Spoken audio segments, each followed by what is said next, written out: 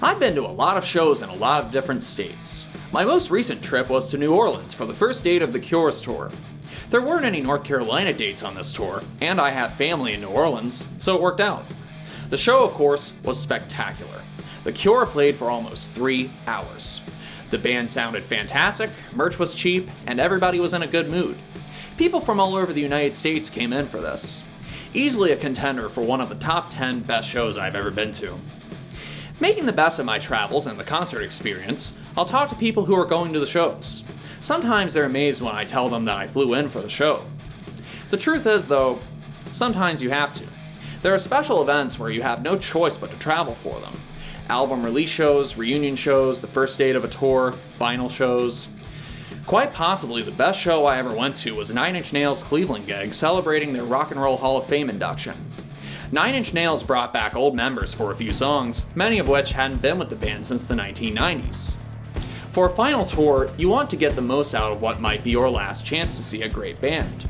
When the final tour doesn't include your state in the tour itinerary, go look up flight prices. I saw Skinny Puppy 4 times on their final tour.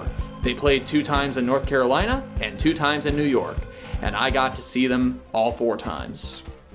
Traveling for shows gives you a good reason to see friends and family and meet new people.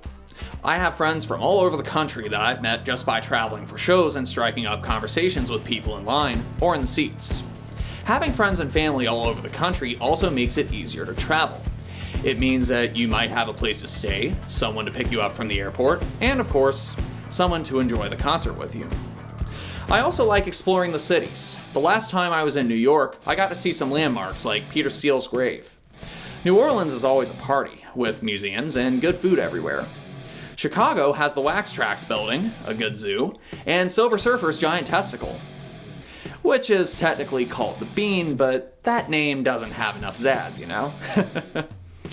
But probably the biggest priority you should make before planning to travel a long way for a show is buying the tickets. Think, you're willing to go a long way for this, so chances are it's probably a big deal. The last thing that you want to deal with is wondering how you're going to get into the show. That's gonna suck if you wait until you get to the door and it's sold out. Buy the tickets to the show first. There are many ways to get to where you want to go, and the hotel rooms and flights can always be arranged later. Also, if you decide not to go, or if you can't make it, you can always sell the ticket. The ticket is your only guarantee of how you're getting in. If you're staying with people, that helps save money. Hotels can cost a fortune. And sometimes the further away from the venue you are, the more you'll end up paying for rides. It just takes some careful budgeting and looking into. I've planned months ahead of time, and I've also done last-minute adventures. Both can be cheap or expensive with little predictability, so again, it just takes careful planning. Little things like having someone bring you to and from the airport to save on long-term parking can save money. So does traveling light if you can manage it. Most of the time I fly with just a backpack, keeping in mind that I might be coming home with some new t-shirts. That means I'm not paying for any bags to be checked, and I'm not paying for extra carry-ons. Staying somewhere that has a washer and dryer also gives me even more reason to travel light. It's even nicer when I can wash my clothes before flying back. That's one less chore that I have to do upon my return. But be aware though, if you're going to use budget airlines, you may have to leave at ridiculous times. Cheaper sometimes means that you are going to be waking up at 4 in the morning and flying out at 6 a.m.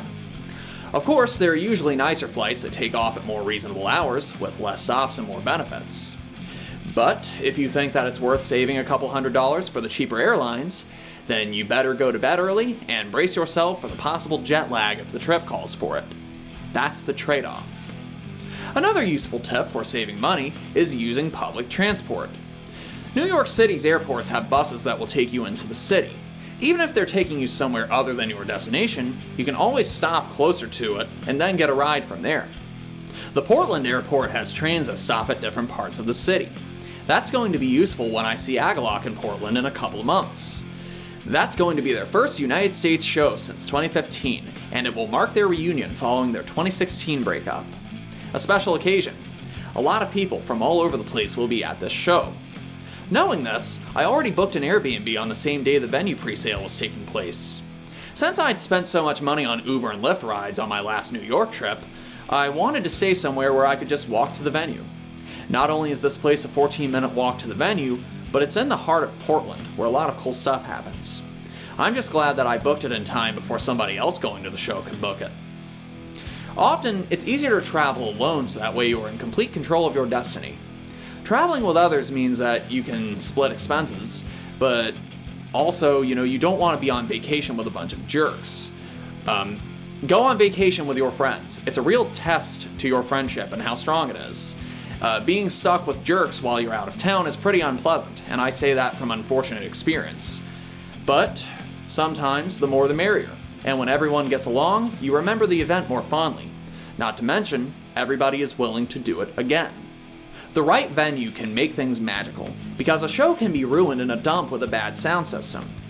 You can't go wrong with the sound system at the Sanger Theater in New Orleans. There's also a lot of history in places like the Irving Plaza in New York and the Blossom Music Center in Ohio. Live albums have been recorded at these places, and great giant bands have played at these places too. After all of this, the only thing you have to worry about is the show sucking. Imagine driving 7 hours to see Ministry, only for Al to look like he doesn't want to be there. Then somebody throws a water bottle at the band during one of the songs, killing the buzz and souring the mood of the band. This happened to me. The saving grace was that Alien Weaponry and Carpenter Brute were excellent openers, so some bands are worth traveling for.